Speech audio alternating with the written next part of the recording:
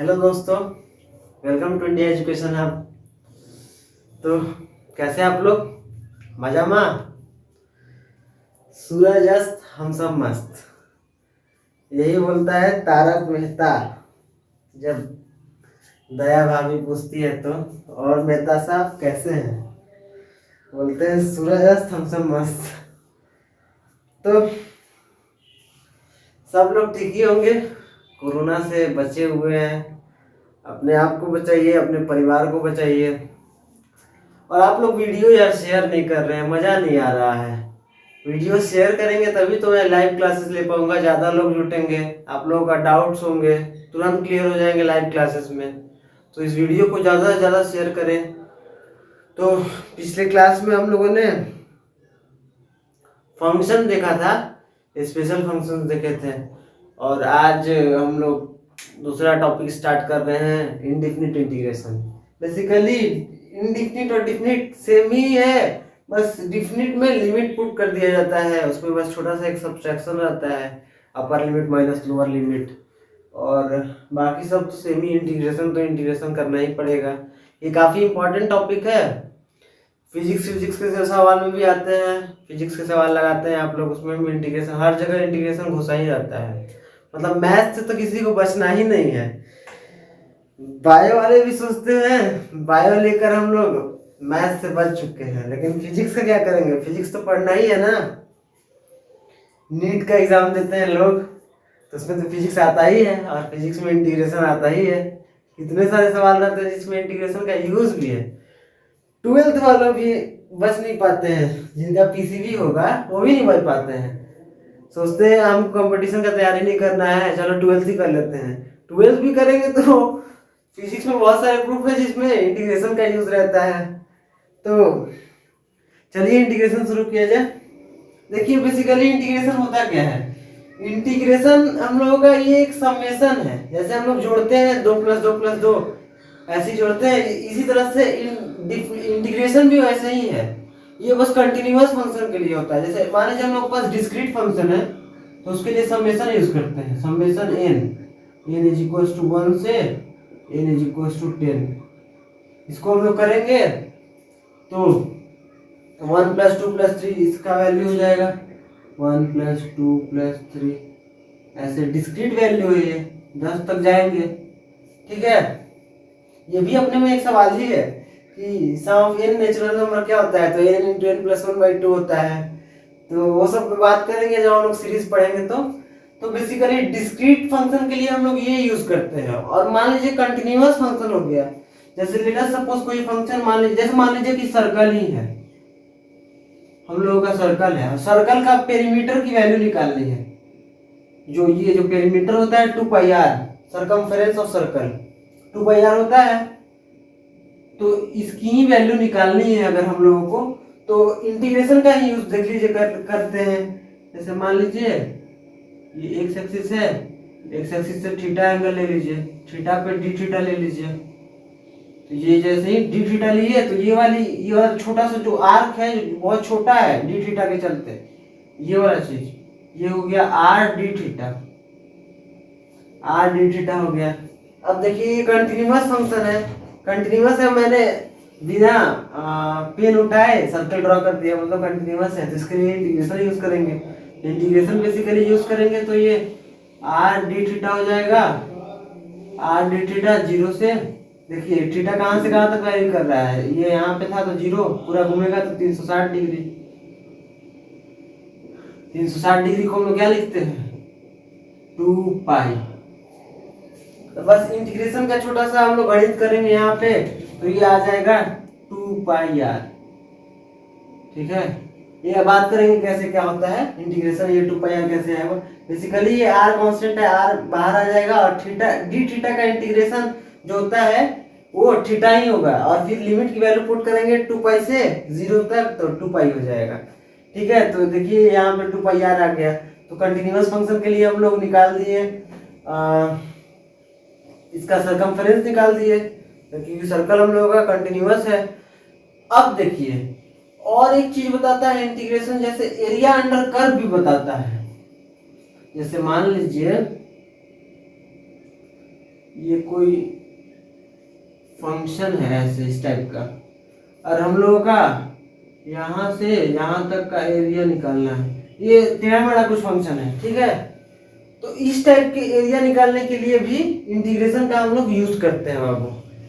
तो देखिए बेसिकली इसमें हम लोग क्या करते हैं, जैसे यहाँ पे एफ एक्स ले ली, ये एफ एक्स है, ये एक्स है, तो इसका इंटीग्रेशन इसका एरिया निकालने के लिए हम लोग सिंपली ऐसे कर देते हैं एफ एक्स डी एक्स। ये जो सांप जैसा बना रहता है उसी को इंटीग्रेशन कहते हैं। तो एरिया निकालने के लिए एफ एक्स डी एक्स कर देते हैं, ठीक है। बेसिकली ये भी क्या है, ये छोटा सा हम लोग dx लेते हैं, ठीक है। तो वो fx के लिए छोटा सा dx, वो छोटा सा एक रेक्टेंगल बन जाता है। वही रेक्टेंगल को हम लोग जोड़ते जाते हैं जो एरिया देता है। जैसे मान लीजिए एक छोटा सा यहाँ पे आप dx लिए और ये fx हुआ, ये छोटा सा रेक्टेंगल ही तो बना। तो रेक्टेंगल का एरिया क्या होता है, a इंटू बी। तो वही fx इंटू छोटा सा dx, वही रेक्टेंगल का एरिया, उसी को हम लोग कंटिन्यूअसली जोड़ दिए। जोड़ने का काम इंटीग्रेशन का है, तो वही एरिया दे दिया। तो और भी बात करेंगे हम लोग इसके एप्लीकेशंस पे। चलिए इंडिफिनिट इंटीग्रेशन कुछ देख लिया जाए, इसका कुछ रूल्स, कुछ बेसिक इंटीग्रेशन जो आप लोगों को याद रखना है। डायरेक्ट सवाल भी आ जाते हैं उस पर। जैसे देखिए इसको साफ बोलते हैं, साफ इंटीग्रेशन है यही। x का पावर n है dx, इसकी वैल्यू होती है x का power n plus 1 by n plus 1 plus एक कांस्टेंट ऑफ इंटीग्रेशन हम लोग जोड़ते हैं क्योंकि इनडिफिनिट इंटीग्रेशन है। अगर डिफिनिट रहता है तो बस लिमिट की वैल्यू पुट कर देते तो ये गायब हो जाता है, ठीक है। वो गायब कैसे होता है, क्योंकि माइनस होता है तो वो गायब भी हो जाता है। तो देखिए बेसिकली अगर ये n कोई पॉलिनोमियल है x का पावर n, तो इसका इंटीग्रेशन करने के लिए बस पावर एक बढ़ा देते हैं और सेम पावर को, जो बड़ा हुआ पावर डिनोमिनेटर में ला देते हैं, मतलब x का पावर n बाई n। उसी तरह से देखिए यहाँ पे n नॉट इक्वल टू -1, अगर -1 हो जाएगा तो ये डिफाइन नहीं होगा। देखिए नीचे में 0 हो जाएगा, डिनोमिनेटर में 0 नहीं होना चाहिए, 1/0 इंडिफिनिट फॉर्म है। उसी तरह से मान लीजिए अब x बराबर n बराबर -1 हो गया तो क्या होगा, तो 1/x हो गया dx। इसकी वैल्यू होती है ln mod x plus c। उसी तरह से ये सब ख्याल रखिएगा, मैं लिख दे रहा हूँ, आप लोग को पता ही होगा, इसका यही हो जाता है, ठीक है।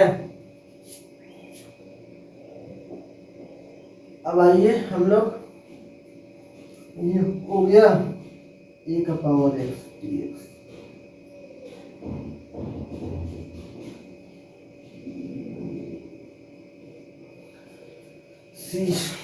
कांस्टेंट सभी में रहेगा, कांस्टेंट को भूलना नहीं है। इंडिफिनिट इंटीग्रेशन है तो कांस्टेंट रहेगा ही। ये ऑप्शन में भी कंफ्यूज कर सकते हैं। मान लीजिए इंडिफिनिट इंटीग्रेशन दे दिया सॉल्व करने के लिए, और ये वाली वैल्यूज दो ऑप्शन में से मैं एक में कांस्टेंट गायब कर दिया और एक में कांस्टेंट है, तो कांस्टेंट वाले को आप लोग आंसर में टिक मारिएगा, क्योंकि कांस्टेंट इंडिफिनिट इंटीग्रेशन के साथ आता ही है, ठीक है।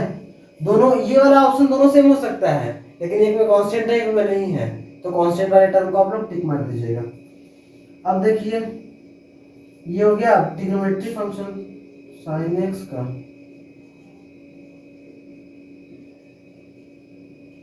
cos x plus c। उसी तरह से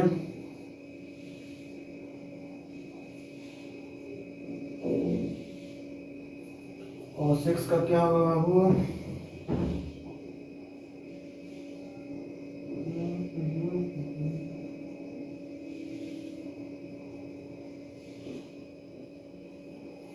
ये बातें हो गई। अब देखिए integration of sec square x dx, इसका होता है tan x।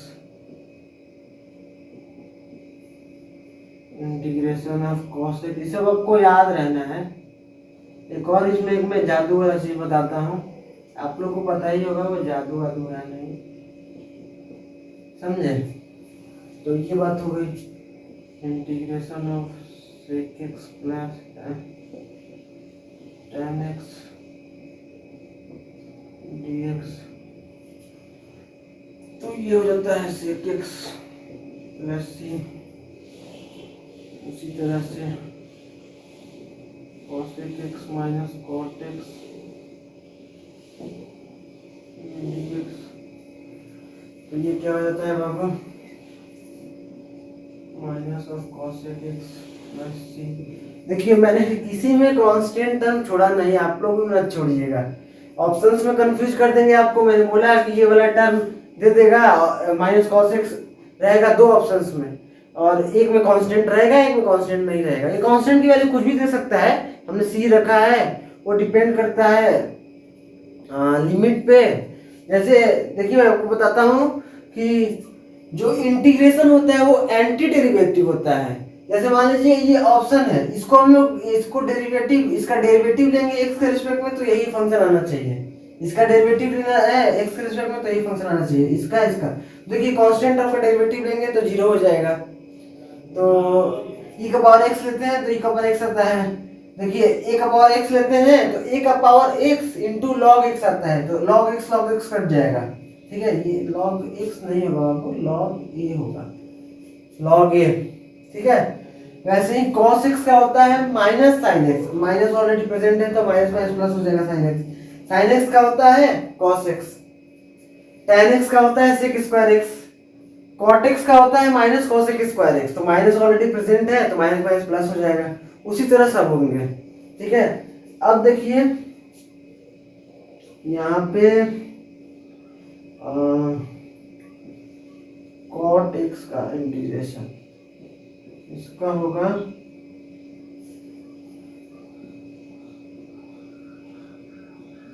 ये सब आप लोगों को याद रखना है।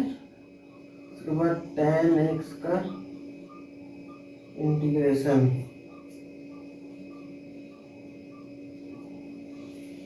tan x का क्या होगा,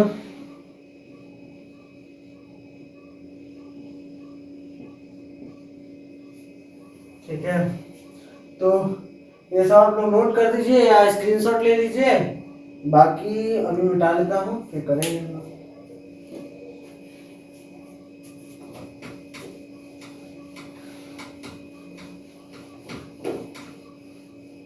ये सब आप लोग ख्याल रखेंगे तो बहुत अच्छी बात होगी।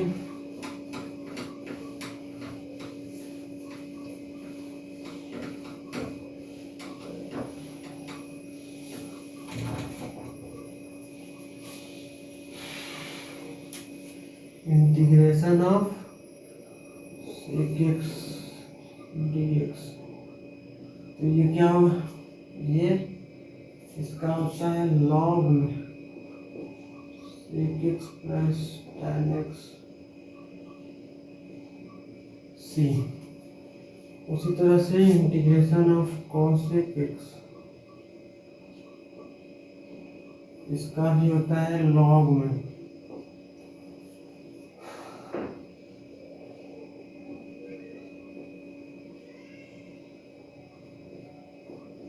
देखिए मैंने कांस्टेंट टर्म किसी में नहीं छोड़ा, आप लोग मत छोड़िएगा, लोग इसी में भूल कर देते हैं और गलत मान देते हैं। अब देखिए ये इतना मैंने कर दिया। अब इसके बाद इनवर्स ट्रिग्नोमेट्री फंक्शन पे चला जाए। अंडर रूट ए स्क्वायर माइनस एक्स स्क्वायर, देखिए सब एंटी डेरिवेटिव है, इसका डेरिवेटिव लेंगे तो यही आना चाहिए, इसका डेरिवेटिव लेंगे तो यही आना चाहिए। ठीक है, RHS का डेरिवेटिव लेंगे तो LHS आएगा। ये भी आप लोग ऑप्शन में चेक कर सकते हैं।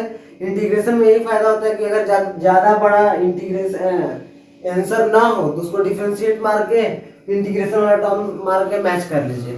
उस टाइप का सवाल में कराऊंगा, ट्रिक बताऊंगा कि कैसे करते हैं।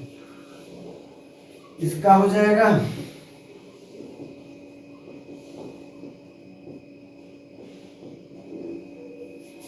उसी तरह से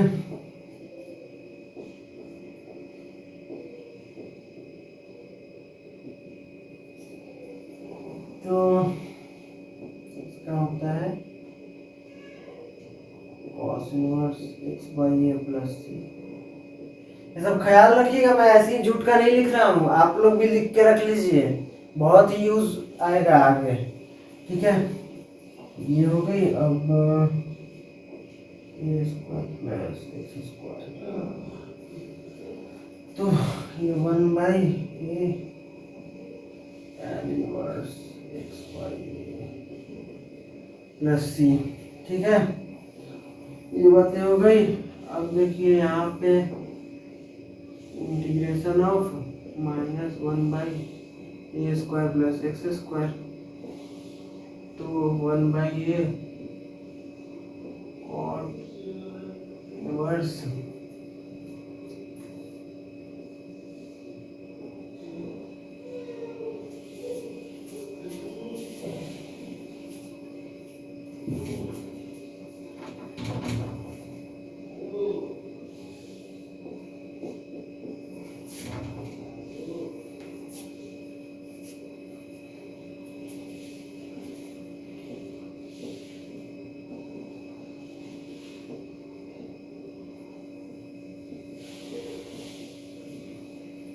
ये किसका होता है, सेक इनवर्स का होता है। माइनस लगा दीजिए,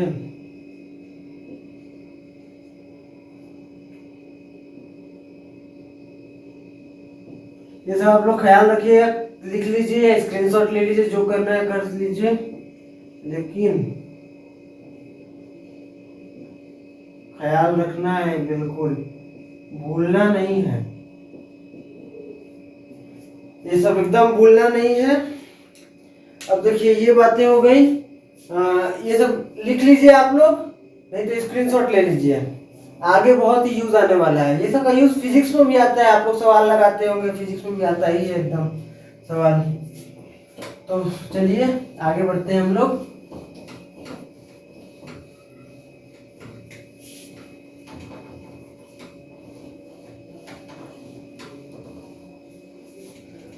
अब देखिए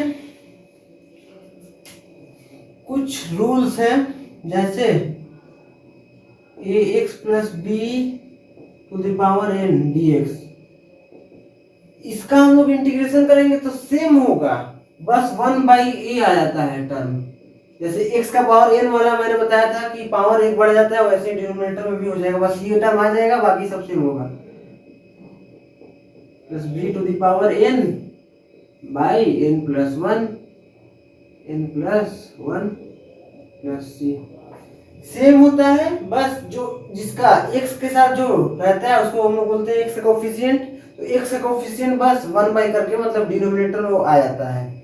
सेम सिचुएशन होता है यहाँ पे, n 0 के बराबर नहीं होगा, यहाँ भी n -1 के बराबर नहीं होगा, क्योंकि ये इंडिफिनिट हो जाएगा। सेम सिचुएशन लॉग के साथ भी होगा हम लोगों का, कि अगर छोड़िए अब ट्रिग्नोमेट्री वाला देख लिया जाए,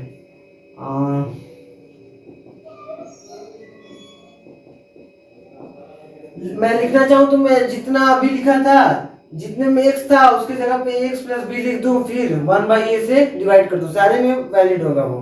बस थोड़ा सा देख लीजिए, ज्यादा मैं नहीं लिखूंगा। जैसे लॉग वाला मैं लिख सकता था, लेकिन मैंने ये लिखा, फिर ट्रिग्नोमेट्री, फिर कुछ और देखा जाएगा, फिर बंद किया जाएगा। इसमें 1/a cos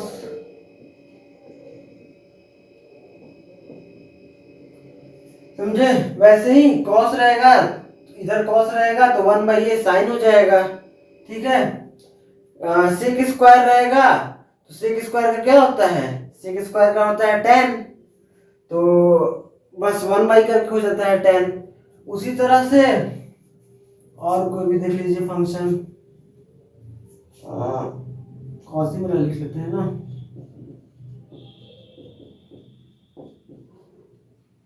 ये dx,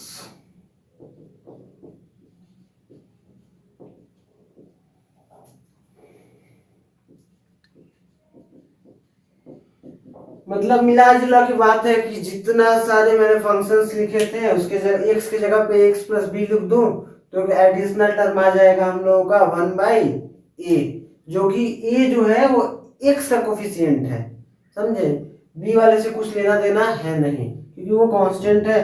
अगर वैसे भी आप लोग इंटीग्रेट इसको डिफरेंशिएट मारेंगे तो ये आना चाहिए, तो देखिए मार लीजिए 1/a साइन का क्या होता है cos ax प्लस बी, और ए एक्स प्लस बी का क्या होगा, ए एक्स प्लस बी का क्या होगा, ए, बी का 0 हो जाएगा, तो ये ए से ए कट गया, देखिए यही टर्म आ गया। सिमिलर सिचुएशन यहाँ भी होगा, सिमिलर सिचुएशन यहाँ भी होगा। तो आज के लिए बस इतना ही, आज का ये इंट्रोडक्टरी क्लास था। कल से हम लोग इस पे सवाल लगाएंगे और डिफरेंट रूल्स देखेंगे क्या होता है इंटीग्रेशन का। तो आज के लिए बस इतना ही। वीडियो पसंद आई हो तो दोस्तों को ज़्यादा से ज़्यादा शेयर करें। तो चलिए मिलते हैं कल। Thanks for watching.